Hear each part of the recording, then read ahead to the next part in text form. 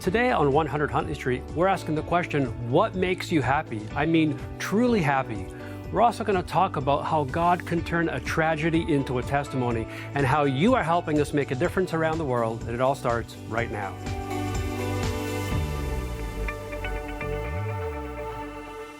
Thanks so much for joining us here on 100 Huntley Street on this Monday. And today you're going to love this because we are going to unpack happiness. Like it's in a suitcase. We're going to unpack it. Well, that's relevant to us because we travel a lot, so we're good at unpacking. It's true. Unpacking. Well, unpack for me and for our audience, what makes Cheryl Weber happy? Ooh, so many things. And don't say being with me because everybody knows that. But okay, the real thing. Okay, being with Joe, obviously. Jesus, obviously.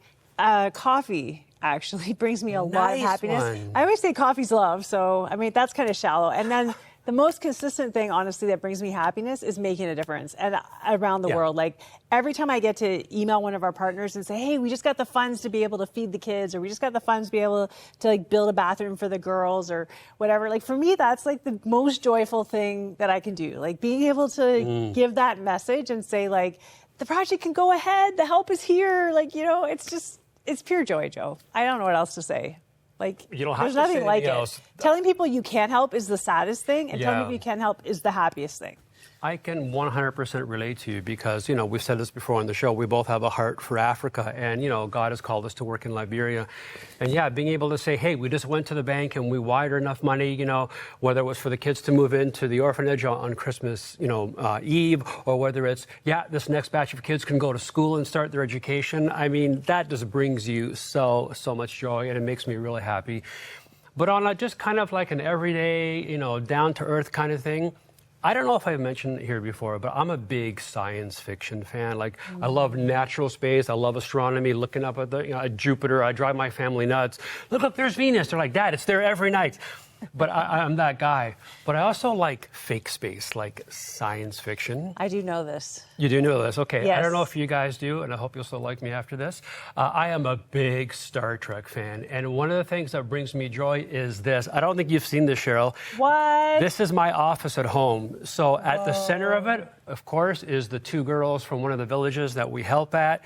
And the girl on the left, we just sent back to school this year. She's excited. But all those little ships on those shelves are replicas from the Star Trek show. And it's a simple thing, but it makes me happy. I know this about you, and I also know never to say you like Star Wars. It's Star Trek.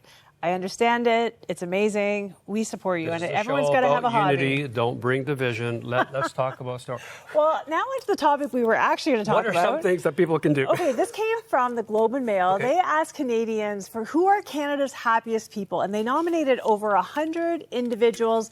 Things like an almost priest turned principal in Niagara-on-the-Lake, a nature lover with a pet mule in rural Manitoba. Sure, why not? A marathon runner in Winnipeg. And I like this one. An 80-year-old professional mime in Hagersville, Ontario.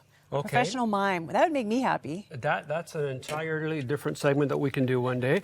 And what were some of the things that they said you could do to be happy? Number one is they said, say hello to strangers. That's very interesting. Do you do that? I do that because my extrovert friend told me, as an introvert, that it makes a big difference when you notice people and you say, how is their day going? And you engage them. And so I make an effort to push out of my introversion and talk to strangers all the time now. Okay, another one. Don't be afraid to knock on a new door. Oh, you've done that. You've changed your career a million times since I met you. Exactly. I think we're both okay with that. Number three, when life is painful, maintain this perspective.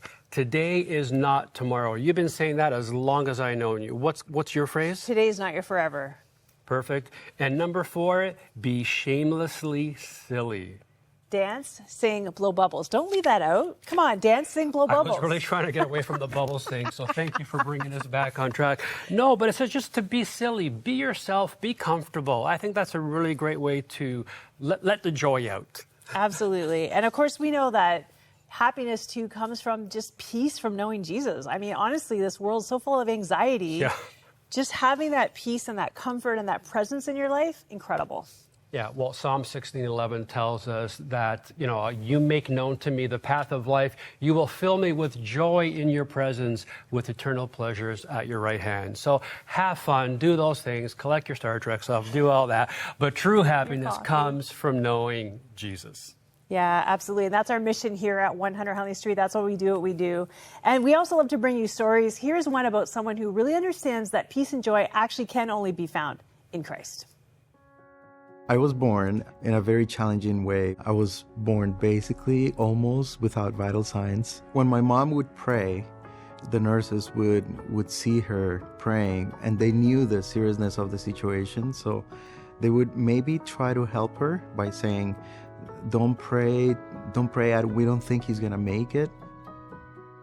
What that did is just filled my mom with faith, and she went on her knees and just prayed and said, Lord, if you bring back life to my son, he will serve you for the rest of his days. And here we are. My name is Luis Vargas, and this is my story.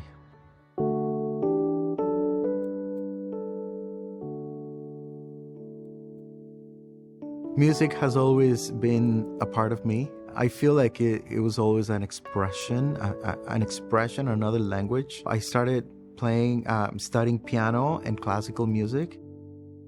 And then all of a sudden you hear funk music, gospel music, jazz, and my ear just got super captivated as well.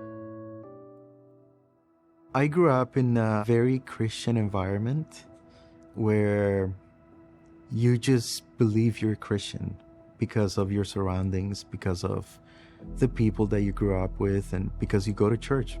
You go to church and you're Christian, and I always kind of desired a more powerful story, but my heart wasn't fully surrendered until 2007. A beautiful friend, pastor, and an incredible influence in my life. He said, Luis, it's beautiful to see you, but can I speak to you like a father, like honestly with love? Can I open my heart with you? And I said, of course. He basically just said, I would love to disciple you. I believe I became saved. The Lord saved my life in 2008. That's simply because it was a full surrender. It was a full surrender of my life, of things that I was hanging on to, and finally became real. At the end of November 2019, I started feeling a little bit sick. It got really, really bad, and I was home. But then by December 2nd, I was feeling way better. And then the next day, we were actually here at Crossroads recording a Christmas special with Paul Walsh. It's called Behold. Is a shelter like no other, your name. Let the nation sing it louder. That day I came and I was very sick. I was coughing a lot and just not well at all. And that day was very hard to get through. The next day, I went to my doctor and they diagnosed a full double pneumonia. And they gave me antibiotics. And my doctor said, I want to see you in 7 days. Each day on antibiotic, before seeing my doctor again, became a calvary. It was just awful. Worse and worse and worse. I started hallucinating, lost all sense of taste. I didn't know at the time, but I guess it was all the lack of oxygen. The next day, I was on an induced coma, intubated for several days. There was a time that it was very serious, very serious. I was 100% depending on those machines and the Lord. I thought it was going to be the end, or could have been the end. My wife didn't even bring her girls because she didn't want them to ever remember that if in case of anything bad happening. After several days of unknowns, and I was induced in a coma, so I had no idea what was going on. And then I remember kind of like waking up, coming back to life, and they said, okay, we're going to remove the tube, and they did. And from that day, it was just improvement, like coming back to life. And then my wife starts telling me the reality of what really happened. and how serious it was. And you're just trying to process everything and just to think about your kids. And then a huge perspective comes in your life, right, on what's really important. How can we settle for a passive Christian life knowing that there is so much more to it and so much to gain? The Lord brought me back to life. Thankful to the Lord that we're here, and He had a bigger plan than that. Yeah.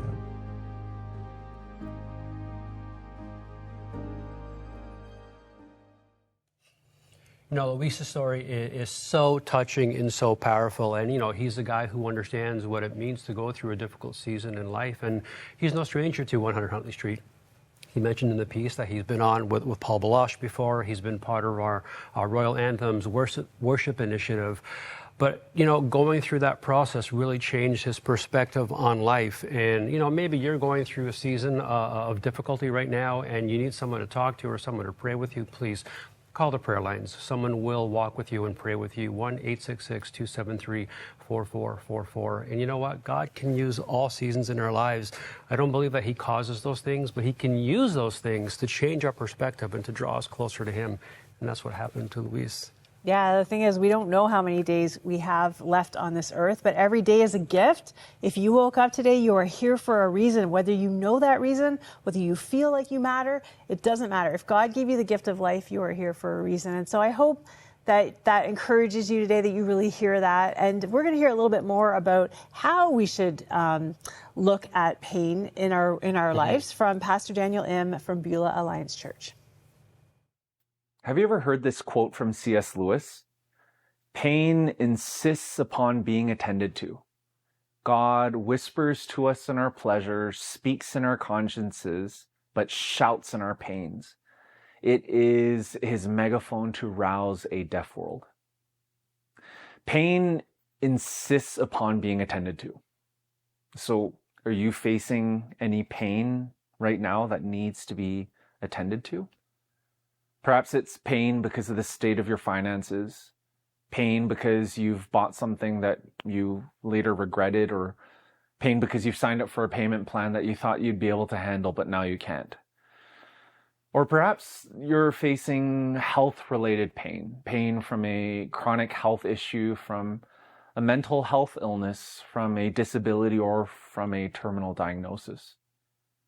Or perhaps it's pain from loss, where you're filled with so much grief because of a loss of a loved one, or maybe it's not that kind of loss, it's the kind of loss of status because you've lost your job, or you've recently retired and are having a hard time with that and all it entails. Or maybe someone has taken something from you and they won't give it back. Or perhaps the pain you're facing right now is pain from relationships. Maybe you've recently moved and you're feeling a sense of loss because you see what all your friends back home are doing and yet you're here and not there with them. Or perhaps there's tension in your family, or you feel pain because your marriage is stressed and sexless, or the pain is because you're single and you want to get married but you can't seem to find the right person. Or the pain is from the fact that you were married and now you're not. What sort of pain are you facing right now? And what do you think would happen if you stopped trying to medicate it away, push it away, escape from it, suppress it, or ignore it, and instead attended to it, as C.S. Lewis so aptly put it, by recognizing that perhaps God is trying to say something to you through this pain? Could God right now perhaps be trying to get your attention? You know, no one likes pain. No one likes going through difficult seasons. And sometimes I think there's this idea that, you know, once you become a Christian and you accept Christ, everything's going to be perfect and you're not going to have any problems. That's actually not what the Bible teaches. In fact, Jesus says, in this world, you will have trouble, but I have overcome them. And that's the beauty and that's the power of being a believer, is knowing that we don't have to walk alone. And if we allow it, though, pain can be a powerful teacher. It's not an easy process, but it can teach us. You know, we know that pain can teach us to fully trust God, even in the most difficult. I'm sure you've had things you've gone through in your life that you'd be like, Lord, this has to be you. You got to be the one to step in, right? Absolutely. I often said to people, if you see anything good about me, you know, that came through the hard things in life. Unfortunately, I wish that wasn't true. I'm always like, God, is there a way I can learn that without, you know, going through that? But I love, Joe, you gave us this verse, 2 Corinthians 1:3-4. And this is about, you know, pain. It's not just about trusting God, but it's also about comforting others. Like what you've learned through that, you can actually use it to help other people who are going through those hard times. So 2 Corinthians 1:3-4, it says, He comforts us in all our troubles so that we can comfort those in any trouble with the comfort we ourselves have received from God. And that's absolutely amazing. Like I always think and I hear this from a lot of guests too, like if my pain could mean anything, you know, let me use that to make a difference in other people's lives. Let me use that to encourage people who are addiction. Let me use that to encourage people who are sick. And when that happens, it actually takes away the pain a little bit of that memory, of that trauma, of that suffering. Don't you find? When you can encourage someone else. 100%, you know, and I don't always want to go through those things, but sometimes I say, well, I'm glad I went through that because now I know how to identify with people in their you know, difficult seasons. And the truth is that, you know, earthly trials and tribulations, they're only temporary, and the reward of heaven outweighs them all. And so right now we're going to listen to Sheila Walsh on more. In your book, you share as well about the loss of your dad when you were younger. And you write this beautiful quote, page 36, "The moment my dad took his last breath on earth, he took his first in the presence of Jesus. He was finally safe. He was home." And that's really moving to me because I know that your father struggled with health issues. They led to mental health issues. And fortunately, he didn't get the support in his life in different ways. And he did end up taking his life and going home to be with the Lord. And yet we have that assurance. There are a lot of people watching who have lost loved ones to suicide. And they wonder where their loved ones are. They wonder what the future has in store. How does that bring you peace in the midst of your own losses? So much peace, because my dad did die by suicide. But before his brain injury, he loved Jesus. And the thing I love is we will never be judged by the last thing we did.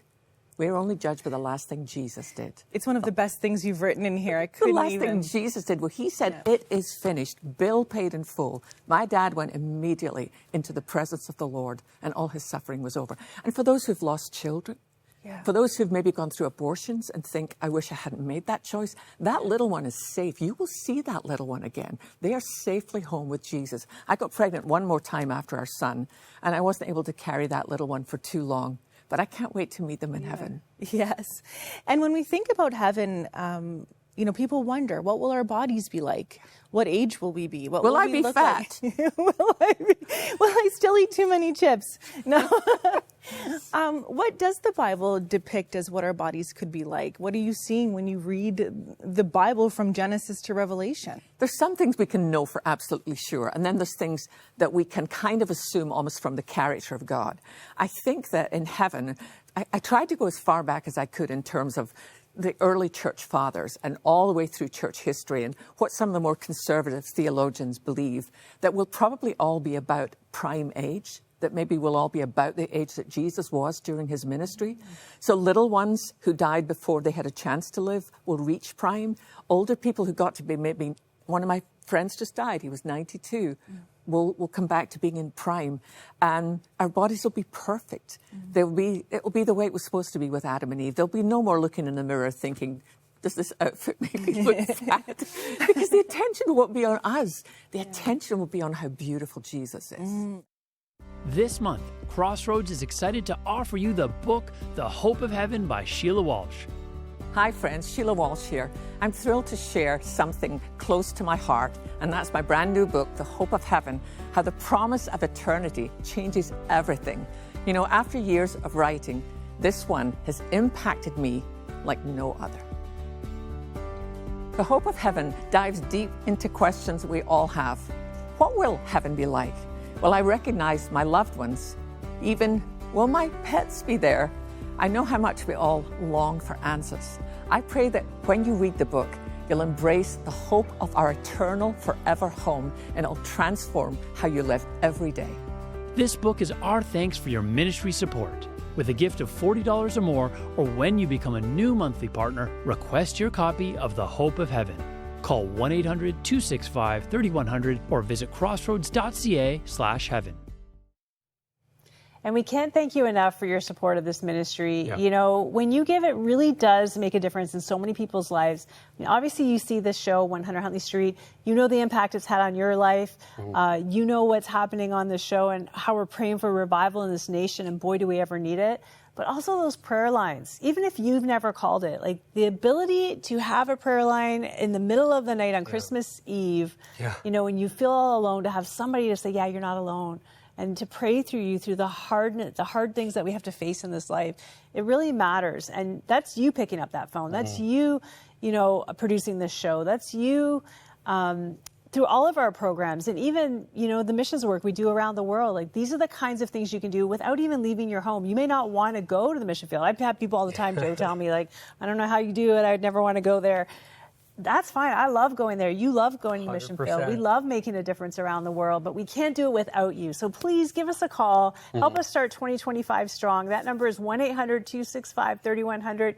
You can also give online at crossroads.ca/heaven, and of course request your book from Sheila Walsh. Yeah, I love that, Cheryl, because you're not just buying a book. You're doing so much more than that. You're giving people hope. You're giving people an opportunity to dream. You're giving people a second chance, whether it's going to school, to be in a shelter and be protected. There's so much that happens when you support what we do here at Crossroads and 100 Huntley Street. And a book on heaven, you can't go wrong with that. It's really great to learn more about heaven. But, you know, before we get to heaven, a lot of people have to go through hell. They have to go through a really difficult time here on earth. And here's an incredible story of how Crossroads Cares is making a difference because of you around the world.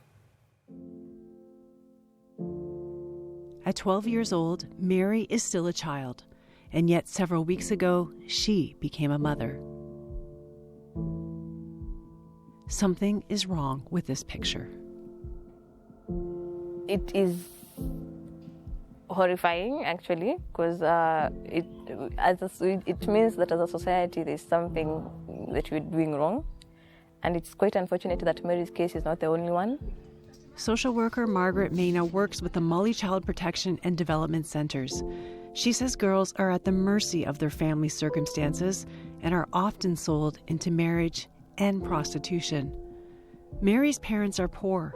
They work day and night for little, leaving her and her younger siblings vulnerable and alone. Mary was raped. She was defiled by a young man who was working at a neighbor's compound.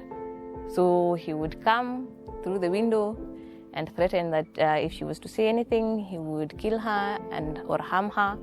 So she just didn't say anything until when now she got pregnant, and it was after that now a neighbor was able to point out to the mother, lately I have been looking at your child and the way she's walking, something is wrong. Have you talked to her? After going to the police, the man was found and arrested. Even from jail, his threats persisted. It wouldn't be the only threat to Mary's life. That's because at 12, her body isn't fully developed, and natural childbirth can turn deadly. Mary needed a C-section, something she could not afford. Authorities turned to MCF for help. So Mary was actually admitted for 2 whole weeks for her conception, for her birth. So from 28th, and then they conducted the cesarean section on 4th.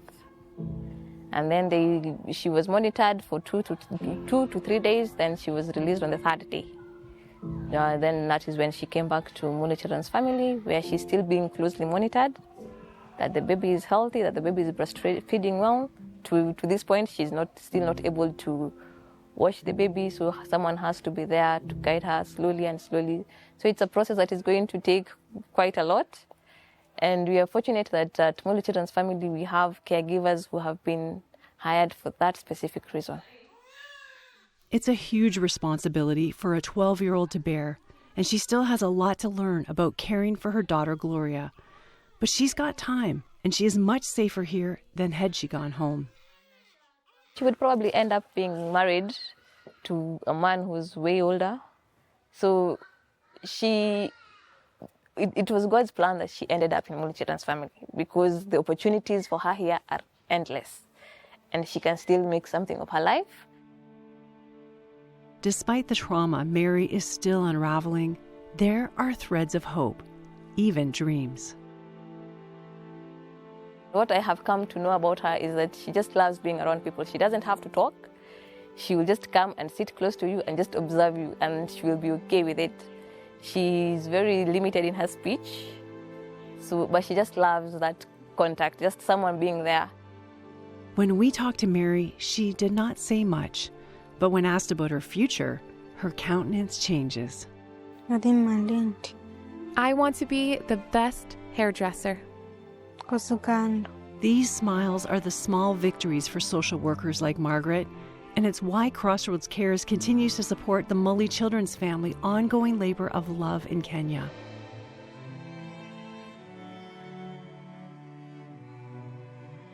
The opportunity to learn a trade, get an education is vital for girls like Mary, and her daughter Gloria too.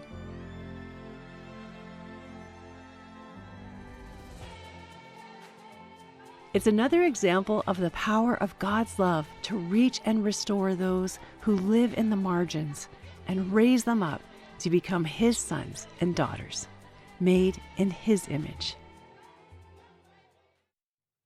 You know, at the top of the show, I said we're going to talk about how God can turn a tragedy into a triumph, and that's not something you would wish on anybody.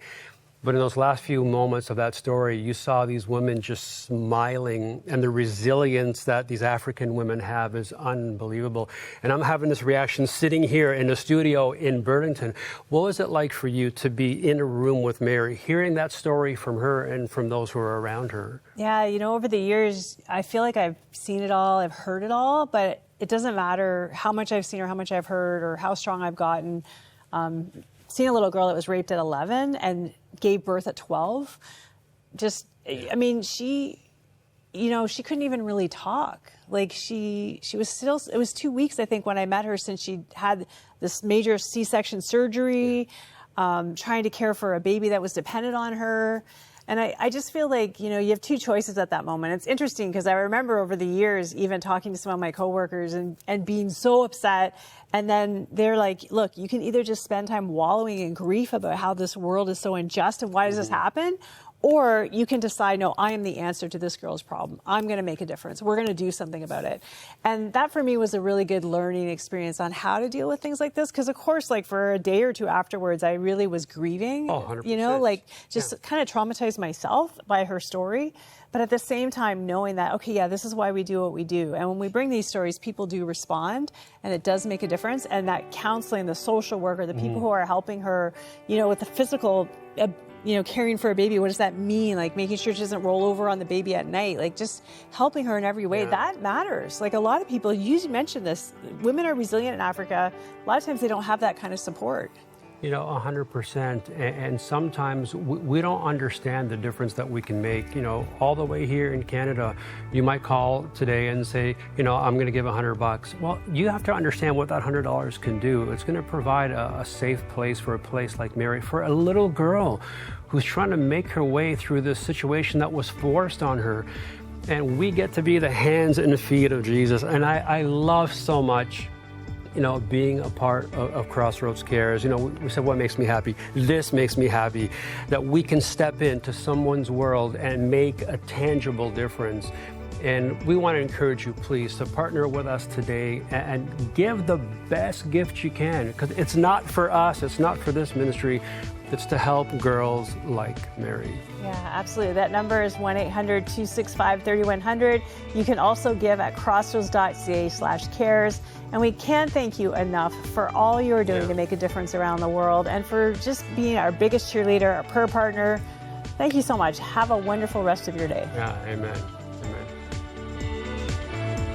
Thank you for your ongoing support of Crossroads, a supporter-funded nonprofit organization and member of the Canadian Centre for Christian Charities. Thanks to faithful people like you, we are able to continue producing 100 Huntley Street. You can write to Crossroads, P.O. Box 5100, Burlington, Ontario, L7R4M2, or visit crossroads.ca to learn more about our programs.